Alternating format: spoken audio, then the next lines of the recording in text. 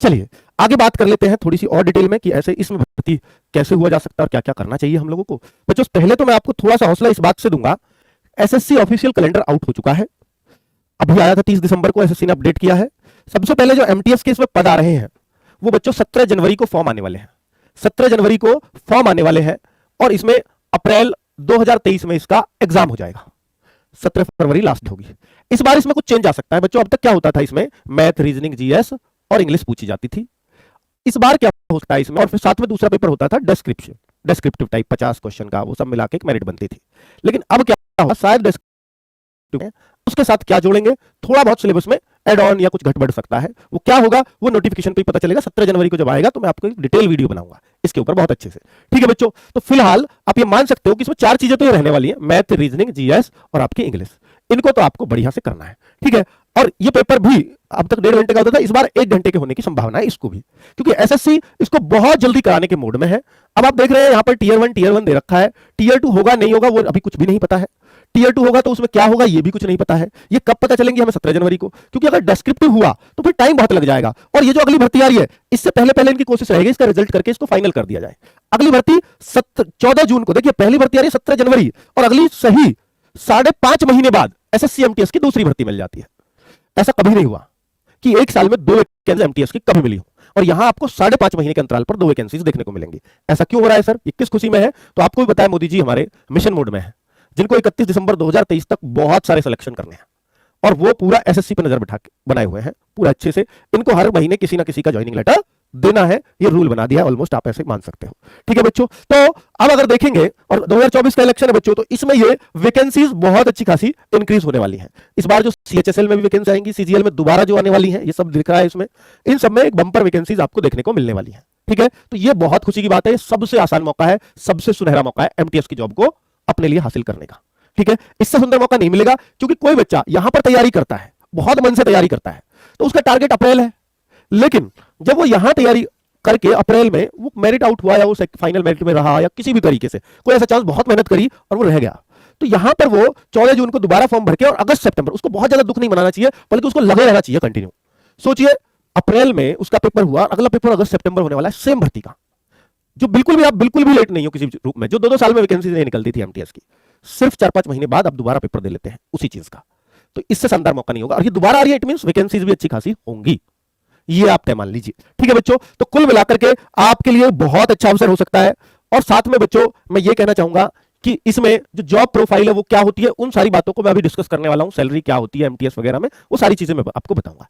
ठीक है, चलिए, तो कैसे पढ़ाई शुरू करें, इसमें मैंने बोल दिया कि भाई पढ़ाई जो आप करते हो मैथ्स की, अगर आपने पहले से मैथ्स कर रखा है, आपने पहले से रीजनिंग कर रखी है, आपने पहले से जीएस कर रखी है और आपने इंग्लिश नहीं कर रखी, तो मैं इतना कहता हूं कि अगर आपके तीनों चीजें तैयार हैं तो आप सेपरेटली इंग्लिश को 3 महीने दे दीजिए, रोज 4 से 5 घंटे पढ़िए। मैं निश्चित तौर पे कहता हूं जैसे आपके सब्जेक्ट मैथ रीजनिंग है ना, आप ऐसा इंग्लिश में फील करने लगोगे। लेकिन 3 महीने 4 से 5 घंटे डेडिकेटेडली दे दीजिए, हम 2 महीने में कोर्स करा देंगे, उसमें कोई दिक्कत नहीं है। लेकिन 1 महीना 2 महीने वो और 1 महीना लगातार रिवीजन। बच्चों जब भी कभी आपको रूल्स फेरने होना इंग्लिश में, तो आप कॉमन एरर्स शुरू कर दो लगाना, पहले उनको चैप्टर वाइज करो, यानी नाउन के अलग, प्रोनाउन के अलग, और फिर मिक्सअप कॉमन एरर्स करिए। आपको लगता है कि सर पैसेज बहुत मुश्किल होता है, क्लोज टेस्ट बहुत मुश्किल होता है, और हिंदी माध्यम के बच्चे हो, पैसेज से हम नहीं निकाल पाते, क्लोज टेस्ट ये होता है, पीक्यूआरएस में हमें बहुत, इन बच्चों को इनमें समस्या आती है, मैं मानता हूं, क्योंकि ये रीडिंग मटेरियल है, इन्होंने कभी इंग्लिश को ज्यादा छुआ नहीं है, पढ़ा नहीं है। बच्चे आप तीसरी चौथी 5वीं क्लास में इंग्लिश की बुक्स जो होती है ना, उनमें सिर्फ स्टोरीज होती हैं, और वो सारी वो स्टोरीज होती है जो आपने सुनी होती है, कौआ प्यासा था, उसने घड़े में पानी टंकर डाले, सब कुछ वही है। आप उन स्टोरीज को पढ़ना शुरू कर दीजिए, आप बुक को पढ़ना शुरू कर दीजिए, मतलब वो स्टोरीज पढ़िए जो आपको पहले से पता है। निश्चित तौर पर आप अपने अंदर ये चेंज देखेंगे कि आपको पैसेज बहुत अच्छा करना आ गया है, बहुत जल्दी आप उस स्टेज पर पहुंच जाएंगे। लोग कहते हैं न्यूज़पेपर पढ़िए, वो पढ़िए, और मैं कहता हूं हिंदी माध्यम का बच्चा कैसे न्यूज़पेपर पढ़ पाएगा। वो लोग कहते हैं भैया इसको अंडरलाइन कर लीजिए जो मीनिंग नहीं आता, मैं कहता हूं उसको आते ही 2-4 है उसमें से, पूरे पैरा में से, है ना, तो फिर वो क्या क्या अंडरलाइन करेगा, सब कुछ ही तो अंडरलाइन हो जाएगा उसका। तो मैं ये आपको एक पर्सनल सलाह दे रहा हूं कि जिनकी इंग्लिश वीक है वो यहां से शुरू कर सकते हैं इस तरीके से। चलिए ठीक है, बाकी इसमें पैसेज वगैरह का भी रोल होगा, पर बहुत ज्यादा नहीं होगा। ग्रामर का बहुत ज्यादा रोल होता है, और ग्रामर जो हिंदी माध्यम वाला बच्चा है ना, वो सबसे अच्छी सीखता है, इस बात को याद रखना। ठीक है, वो सबसे अच्छी ग्रामर सीखता है हिंदी माध्यम वाला बच्चा, ग्रामर ही उसकी पकड़ होती है, वोकैबुलरी उसके लिए देर से बनती है, synonym, antonym, idiom, one word, और देखिए synonym, antonym, idiom, one word, idiom one word उसकी अगली चॉइस होती है। अगर उसको ये बोलने लगे कि वोकेबुलरी में आप सबसे पहले क्या करना चाहोगे, तो मैं कहूंगा वो इडियम वन वर्ड वो बहुत अच्छे पकड़ने लगता है। सबसे कमजोर पार्ट उसका सिनोनिम और एंटोनिम रहता है, और वो लास्ट तक रहता है, ये मैं मान सकता हूं। ये पूरा क्रम है उसका सीखने का, और हर बच्चे का यही क्रम है, ठीक है। तो आप उसी क्रम को फॉलो कीजिए, कभी दिक्कत नहीं आएगी। आप पहले रूल से सीख लीजिए, फिर आप इडियम पढ़िए मेरे कहने से, उसके बाद वन वर्ड पे आइए, और तब आपका मन करे तो सिनोनिम एंटोनिम पढ़ना, वरना तो मत पढ़ना, ठीक है। तो आप बहुत कुछ ऐसा लगेगा कि हाँ ये क्रम था जिससे मैं सीख सकता था। आप कोशिश करिएगा इस पर, ठीक है। चलो, तो इंग्लिश से बहुत ज्यादा आपको डरना नहीं है, मैं ये कहना चाह रहा हूं, डर खत्म करिए, क्योंकि ग्रामर आपका मैथ्स है, वो भी मतलब वहां भी जो ग्रामर है ना, वो भी समझ लीजिए जैसे मैथ्स सीखते, रीजनिंग सीखते हैं, ऐसा ही है। उसके रूल्स बस ध्यान रखने पड़ते हैं, वो लगातार प्रैक्टिस से हो जाते हैं। क्या इसमें 3 महीने में सिलेक्शन पॉसिबल है? जी, अगर आपके 3 सब्जेक्ट ऑलरेडी रनिंग में है या कंप्लीट है, तो निश्चित तौर पर 3 महीने के अंदर सिलेक्शन पॉसिबल है। जनवरी में फॉर्म भरो, अप्रैल में सिलेक्शन ले लो, मतलब अप्रैल में इतना अच्छा पेपर करके आओ, सिलेक्शन ले लो, ठीक है। हालांकि आप बहुत सारे बच्चे कहेंगे कि सर एमटीएस की कट ऑफ पिछली बारी बहुत हाई गई थी, बेटा पेपर भी देखो, पिछला वाला बहुत आसान आया था, उससे पहला थोड़ा मुश्किल आया था, लेकिन पिछला वाला बहुत आसान आया था, और वैकेंसीज बहुत कम थी, ठीक है। 4-4,500 वैकेंसीज थी, जो कि 8-10 हर बार आती है। इस बार उम्मीद है कि 10 के आसपास देखने को मिलेंगे, उससे भी ज्यादा देखने को मिलेंगे, ठीक है। इंग्लिश कभी नहीं पढ़ी तो क्या करें, ये मैंने आपको बता दिया है। इंग्लिश कभी नहीं पढ़ी है तो आप ग्रामर से शुरू करिए, और जब भी पैसेज वगैरह रीडिंग का मन करे तो आप पहले छोटी क्लासेस की किताबें पढ़िए इंग्लिश की, तो ज्यादा अच्छा रहेगा। मैं इसमें अगर सैलरी की बात करता हूं तो बच्चों, एमटीएस में सबसे छोटी पोस्ट अगर मिनिस्ट्री वगैरह कहीं भी, देखिए ये कहां होते हैं एमटीएस। एमटीएस का मतलब है मल्टीटास्किंग वर्क, मल्टी मतलब बहुत सारे, टास्क मतलब काम, बहुत सारे काम मल्टीटास्किंग स्टाफ में आप आते हो, तो जिससे कुछ भी काम कराया जा सकता है। अब वो नहीं है कि चाय मंगवा रहे हैं आपसे या पानी मंगवा रहे हैं, वो सब चीजें नहीं है, ठीक है बच्चों। तो इसमें सबसे छोटी पोस्ट जरूर है, लेकिन आपका जो काम है स्पेशली वो डाक डिस्पैच का होता है, ठीक है। लेटर डिस्पैच इधर उधर करना, ये मेनली काम है ऑफिस के अंदर, ठीक है। और आपको कंप्यूटर वाली सीट नहीं दी जाती, और जो योग्य एमटीएस होते हैं वो वहां भी एलडीसी वाला काम ही करते हैं, ऑफिस में सब कुछ ऐसे ही चलता है, ठीक है बच्चों। तो कुल मिलाकर के ये मिनिस्ट्री वगैरह में होते हैं, मिनिस्ट्रीज में लोग होते हैं। डिपार्टमेंटल आप टेस्ट पास करने का आपको मौका मिलता है, एसएससी इनका डिपार्टमेंटल टेस्ट। एमटीएस पे अगर टाइपिंग आती है और उसकी 12th है तो वो 3 साल या 4 साल का एक टाइम पीरियड है, उसके बाद वो एलडीसी का टेस्ट क्रॉस कर सकता है, एसएससी के थ्रू होता है, वो आप पास कर लीजिए, टाइपिंग वाइपिंग पास कर लीजिए, आप सीधा प्रमोट हो जाते हैं क्लर्क पर, ठीक है, एलडीसी पर। उसके बाद जो रूटीन प्रमोशन है वो चलता रहता है। आगे बात करता हूं पोस्टिंग लोकेशंस। मैंने बोला सबसे ज्यादा इनकी जरूरत मिनिस्ट्रीज को होती है, तो दिल्ली में पोस्टिंग होती है, लेकिन ऐसा नहीं है कि एमटीएस की सारी पोस्टिंग दिल्ली होती है, ऑल ओवर इंडिया होती है, ठीक है। पर अगर आप दिल्ली हो एक बार, तो यहां से कहीं दूर आपके जाने के चांसेस बहुत ही कम रहेंगे। वो गजेटेड पोस्ट पे कभी पहुंचोगे तो शायद चांसेस बने, वरना तो नहीं बने, पूरी जिंदगी आप दिल्ली में काट सकते हो। तो ये posting locations Delhi other sided भी है, ठीक है। और वहां से ट्रांसफरेबल भी जॉब है, आपको जाओ ना दिल्ली से, देखिए दिल्ली आना मुश्किल है कहीं से, लेकिन दिल्ली से आप कहीं भी ट्रांसफर बहुत आसानी से ले लेते हैं।